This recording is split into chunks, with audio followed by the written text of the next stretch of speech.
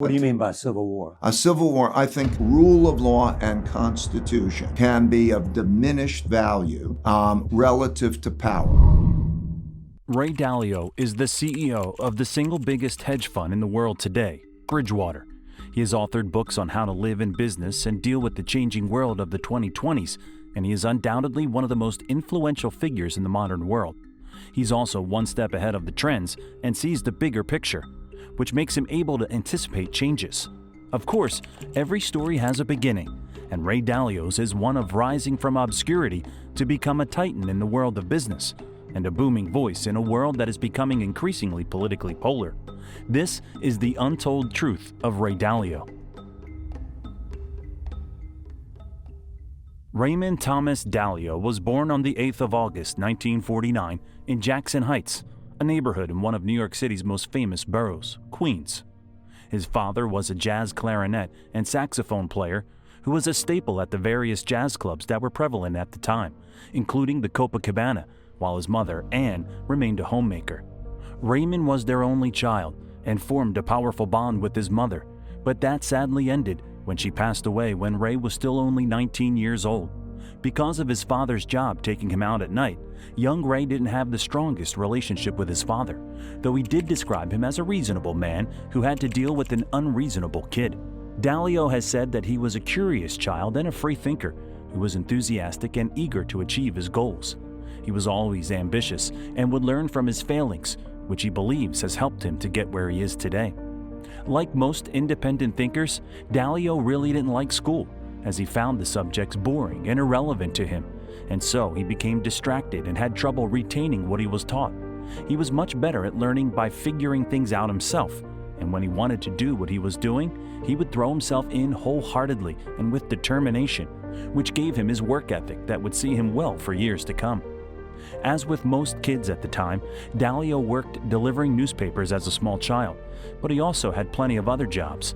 He neglected his responsibilities at home and focused, as so many like him have, on the acquisition of money. If he wasn't interested in something and it wasn't making him money, he simply didn't bother with it. He did listen to things and people he was interested in. On one of his many jobs, caddying at a golf club, Dalio began to hear about investing from many of its Wall Street members. He heard that people were making good money thanks to the booming market at the time, and he received tips from the golfers while at work. This led to him deciding something that would change his life forever.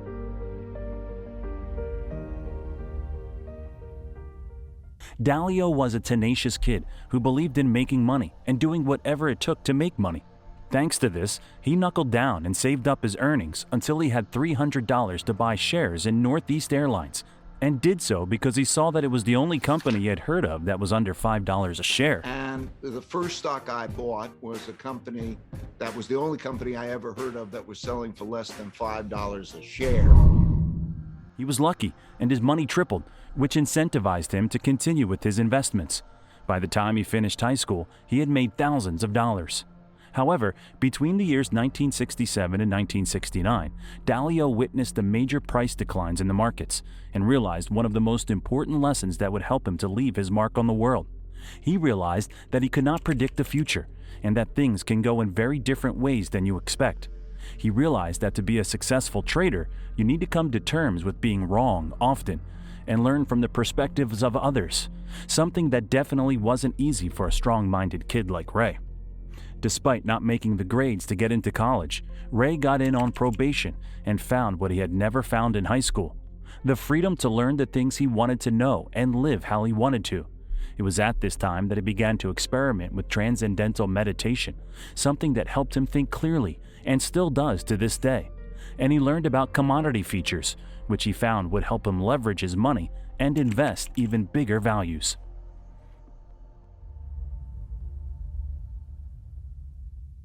Majoring in finance, Ray made his way to Harvard Business School, but also worked on the floor of the New York Stock Exchange, studying the currency market and applying his knowledge of the unpredictability of the financial world to learn about cause-effect relationships like people's reactions to news stories, and saw how they affected price movements. He eventually got a job at Merrill Lynch, working with commodities futures, and while he was there, he saw the currency markets crash. Thanks to this, he saw that when everyone is going after the same thing, bettering on their similar beliefs, prices will be drastically affected, and that a savvy investor should be cautious at those times. This led him to discovering one of the greatest approaches that he ever did, and also led to developing the ability to predict cultural shifts. He saw that everything can be broken down from a logical perspective, and it was this logical approach that would ultimately shape his future in investments. He went to work for a brokerage called Dominic & Dominic and set up their commodities division, but then moved on to a bigger firm, Shearson, where he helped clients to manage risks through using futures. This took him to Texas, where he learned about livestock and grain farming, something that he would call his second life. However, he remained the same guy he had always been, headstrong, confident, and independent, even to the point of confrontation. Dalio was fired from Shearson after a year, even though he was very popular, trusted, and respected by his associates. The reason he was fired was because he punched his boss in the face. He has said he was too wild to work there, and he was probably right, but this made him realize what he was meant to do, and he came to the biggest decision of his life, the one that would put him squarely on the map.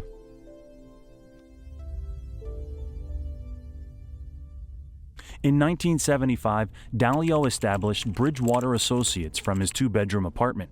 The name came from an attempt to bridge the water between the U.S. and other countries through the sale of commodities, but the firm moved on quickly to become a consultancy. Through it all, he developed his cause-effect focus and paid attention to his own decisions. He had always poured himself into knowing absolutely everything about any business that he was trading in, so that he could learn what kinds of yields he would get. When working in Texas, he learned everything from how often the animals ate to how much meat would be produced based on the corn they ate. Adding to this the weather patterns and rainfall data, he could predict all kinds of things that would affect outcomes. It was stone-cold logic, which had served him well and would continue to. The advent of personal computers was enormously helpful to him, because instead of using bits of random paper and envelopes to calculate, he would program a computer to show him how prices would move and how he should invest. Of course, computers use logic, just like Ray himself, and so he adapted to writing down his principles and inputting them into the system. Principles, as it turned out, would be a word that he would use several times more in his life.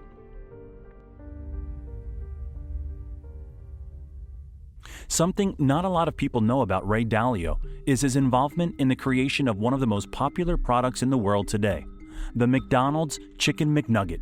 At the time, McDonald's approached him about the prospect of producing McNuggets because of concerns about the price of chicken being unstable, meaning a nationalized product would have to be priced differently all over. Dalio was able to come up with a model that allowed Lane Processing how to use corn and soy futures to stabilize their price. And so, McDonald's were able to stabilize theirs, and that's how we got Chicken McNuggets. Dalio would go on to predict that, based on the recessive 70s, the economy was surely about to head into a big depression. However, in the 80s, thanks to Reaganomics, a booming and bullish stock market led to one of the greatest non-inflationary growth periods that the country has ever seen. This sounds like it was a great thing to happen, but it meant bad news for Ray Dalio.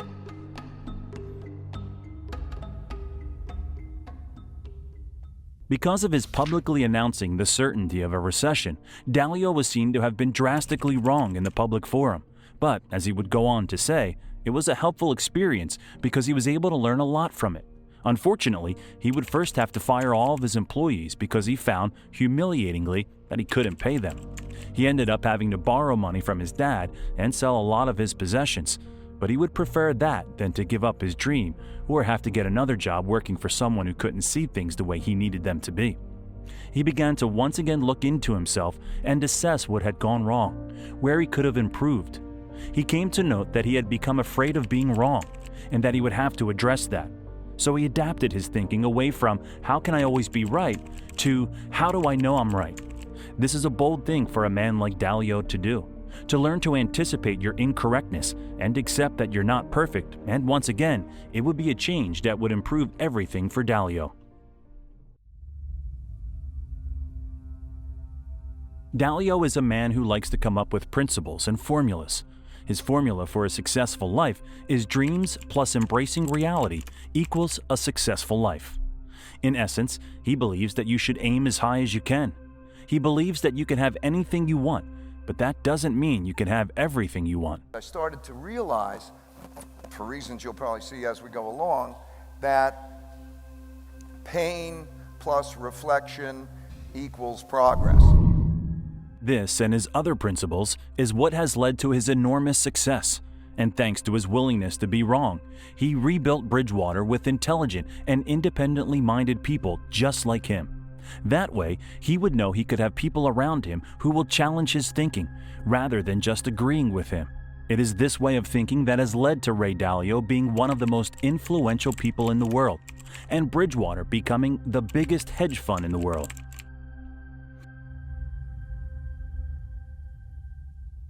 But one of the things that Dalio has learned as a result of his attitudes to business is to look to the past and use it to learn about and predict the future.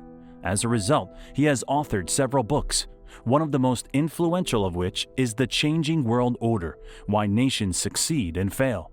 In 2022, he gave a startling message to the United States of America. He claims that the country is heading for a civil war.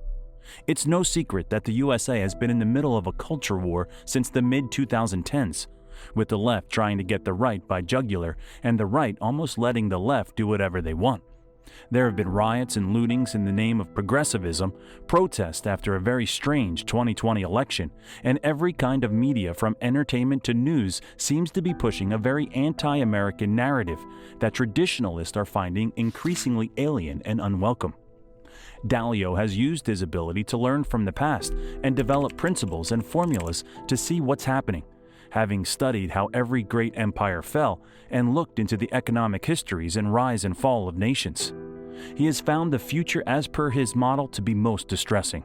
According to Dalio, there are 6 stages of internal disorder and order. The first is the creation of a new government, followed by periods of peace and prosperity. As these stages pass, the bloating of the country and the accumulation of power and wealth become heavy on a nation, which causes conflict internally between different groups. History has shown you go to greater and greater extremism, and then you have the battle. And I think that that's what we should be afraid of most, is that those extremists in a battle having a type of civil war. The next step, according to a man who has made it his life's work to build principles for everything, is civil war and revolution, which leads back to the first step. Dalio also acknowledges that China is a rising empire, while the US is in decline. He studied the dynasties of the past, to Mao and now Xi Jinping and the Chinese Communist Party that seeks to subvert rival nations and crack down on the control it has over its own citizens. He makes no bones about it, but he also doesn't throw his lot in with any particular side. Whether you believe Dalio's words or not, history has certainly shown that he is more than capable of creating models by studying data to achieve accurate, measurable results. Whether these will be used to avoid a catastrophic breakdown of nations, or just to continue to allow savvy businesses and investors to make a lot of money, time will tell. But no one is going to forget the contributions made by Ray Dalio, especially when it comes to our Chicken McNuggets. If you like this video, this next one on your screen is worth watching.